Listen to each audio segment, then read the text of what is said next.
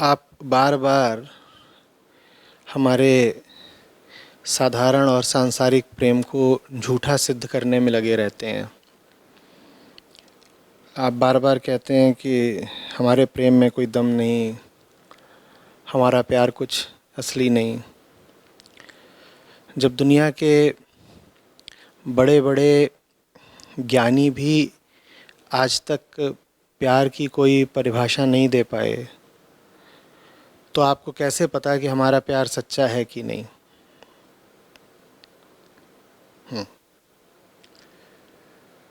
अच्छा तरीका है ना ये? ईमानदारी से जांचना भी नहीं है कि हम जिसको प्यार कह रहे हैं वो क्या है, उसमें कितनी असलियत है, कितना धोखा है,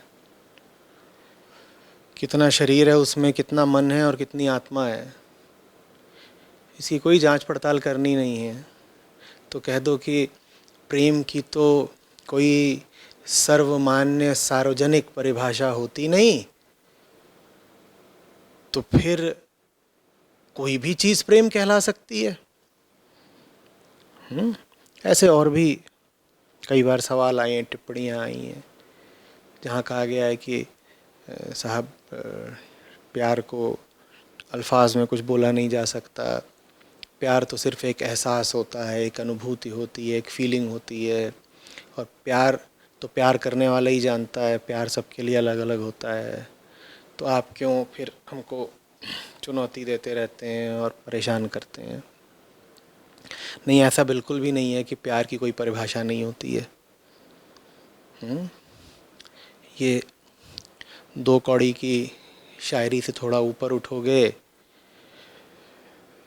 दृष्टाओं के पास जाओगे, ज्ञानियों के पास जाओगे, तो वो तुमको बताएंगे कि निश्चित रूप से प्रेम की परिभाषा होती है और बड़ी सरल परिभाषा होती है। कई बार पहले भी उद्धृत कर चुका हूँ, पर जब भी मैंने बोला है तुमने शायद देखा नहीं होगा, क्योंकि दो तरह के वीडियोस होते हैं मेरे। एक वो जिनमें मैं संतों पर, शास्त्रों पर, ज्ञानियों पर और धर्म पर बोलता हूँ। वो वीडियोस तुम लोग देखना पसंद नहीं करते। और दूसरे वीडियोस होते हैं जिनमें कि आम जनता के जो सामान्य मुद्दे होते हैं, जिनसे संबंधित वो सवाल पूछते हैं, उन पर मैं बोलता हूँ। उनको तुम खूब देखते हो। तो वो जो असली और केंद्रीय आध्यात्मिक वीडियो हैं, उनको तुमने कभी देखा ही नहीं होगा। तो जो बात अब बोलने जा रहा हूँ वो तुम्हें लगेगा पहली बार बोल रहा हूँ। पहली बार नहीं बोल रहा, 10 बार बोल चुका हूँ। प्रेम प्रेम सब कहें, प्रेम न जाने कोय, जा मार्ग साहब मिले, प्रेम कहावे सोए। तो तुम में से जिन भी लोगों को ये गलतफहमी है कि प्रेम की कोई परिभाषा नहीं होती, वो इन पंक्तियों को अच्छे से समझ लें, दोहरा लें, रट ही लें, भीतर बस जाने दें, खून में बहने लगे, ऐसा कर लें। प्रेम प्रेम सब कोई कहें, ये हमारा हाल है, पूरी दुनिया का हाल है। जिसको देखो वही प्रेम प्रेम कर रहा है, सब आशिक हुए पड़े हैं। प्रेम प्रेम सब कोई कहें, प्रेम न जाने कोई। लेकिन प्रेम जानता कोई नहीं है। क्यों? इसलिए नहीं कि प्रेम जाना जा ही नहीं सकता। जैसे तुमने सवाल में कहा है कि प्यार की तो कोई परिभाषा होती नहीं ना, सिर्फ एहसास है, ये रूह से महसूस करो। अब एहसास भीतर क्या हो रहा है वो भी पता नहीं, रूह किसी ने देखी नहीं तुम्हारी, तो तुम भी इस तरीके की बात का फ़ायदा उठा के कहते हो कि प्यार तो सिर्फ एक एहसास होता है ना, एक भीतर की भावना, तो हमें भी हो गया है। नहीं, ऐसा नहीं है। जब कह रहे हैं प्रेम न जाने कोय, तो आगे भी बात कही गई है, जा मार्ग साहब मिले, जिस रास्ते पर चल के, साहब साहब माने वो जो सबसे ऊंचा हो सकता है तुम्हारे भीतर, जा मार्ग साहब मिले, प्रेम कहावे सोए। जिस रास्ते पर चलकर तुम ज़िंदगी की ऊंचाइयां हासिल कर सको, जिस रास्ते पर चलकर तुम वो बेहतर से बेहतर इंसान हो सको, जिस रास्ते पर चलकर तुम्हारी चेतना साफ से साफ और ऊंची से ऊंची जगह पर पहुंच सके, प्रेम कहावे सोए, उसको प्रेम कहते हैं। और बाकी ये इधर उधर की जो हरकतें हैं, इसको पकड़ लिया उसको छोड़ दिया, ये मिल गया हंस दिए, ये मिल गया रो दिए, ये प्रेम नहीं कहलाता है। तो प्रेम की परिभाषा निश्चित रूप से होती है। न जाने कहाँ से तुम लोगों ने ये ब्रह्म वाक्य पकड़ लिया है कि love can not be defined.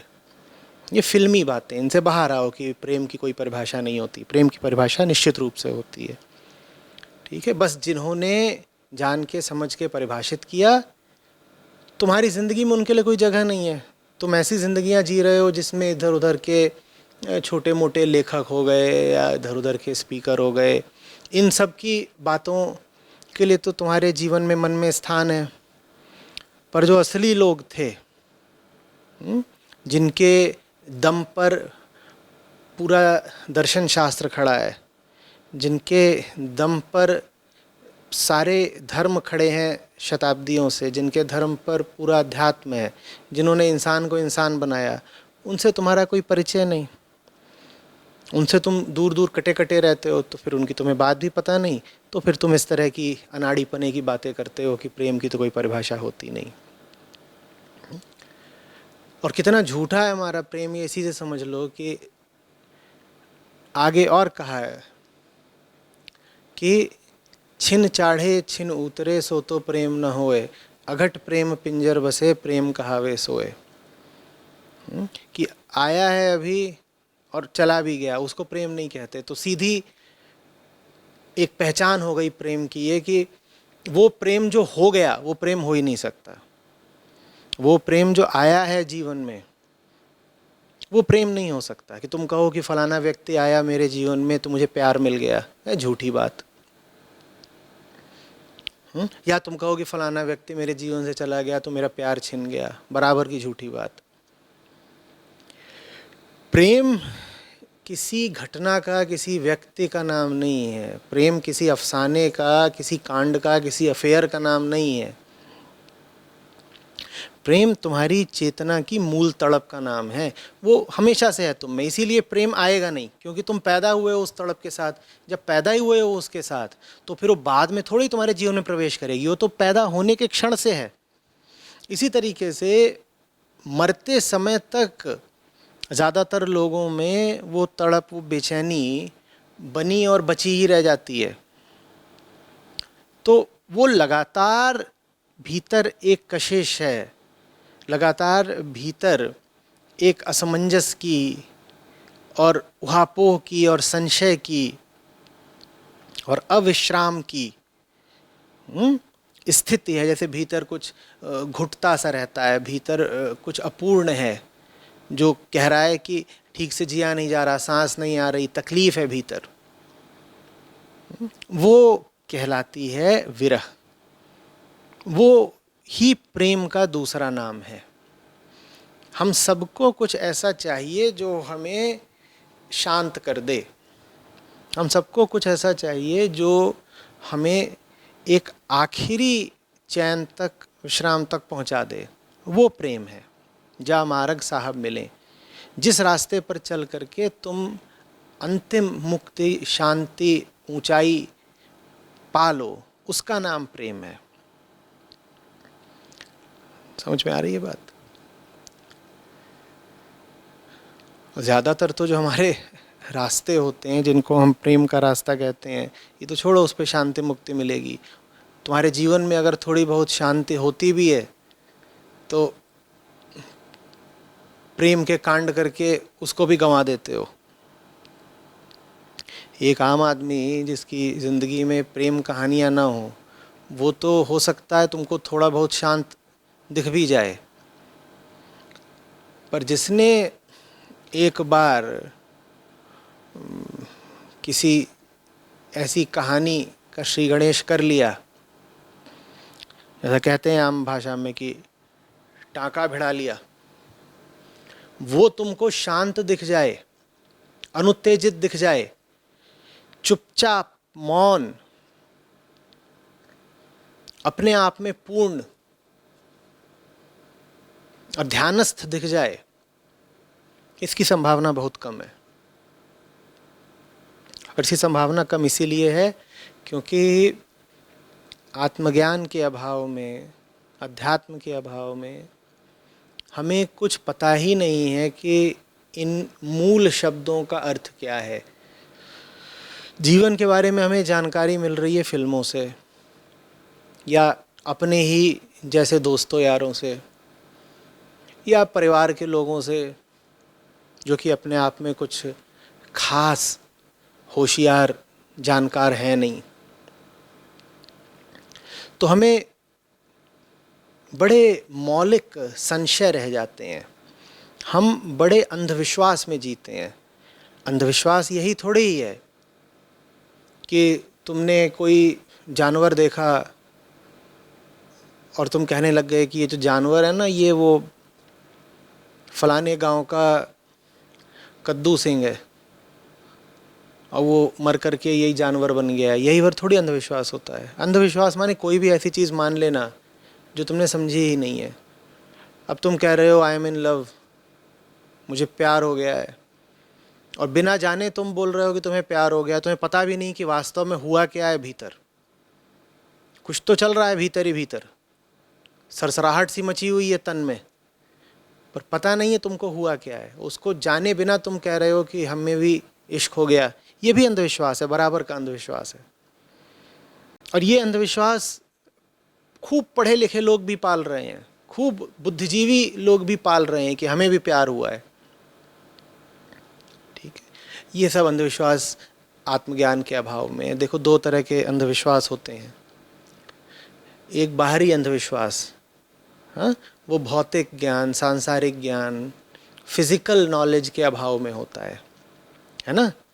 जैसे कि कोई हो आदिवासी और उसको तुम यहाँ बुला लो शहर में, और वो रहता था शताब्दियों से किसी बीहड़ जंगल में जहाँ किसी तरह की कोई वैज्ञानिक प्रगति खोज कभी हुई नहीं, और उसको तुम यहाँ बुला लो, उसके सामने टीवी चला दो और टीवी में से आवाज़ आने लगे, उसके पटल पर चित्र दिखने लगे, तो कोई बड़ी बात नहीं है कि वो जो आदिवासी है वो नाचने लगे, झूमने लगे, या डर जाए, या टीवी को ही प्रणाम करना शुरू कर दे।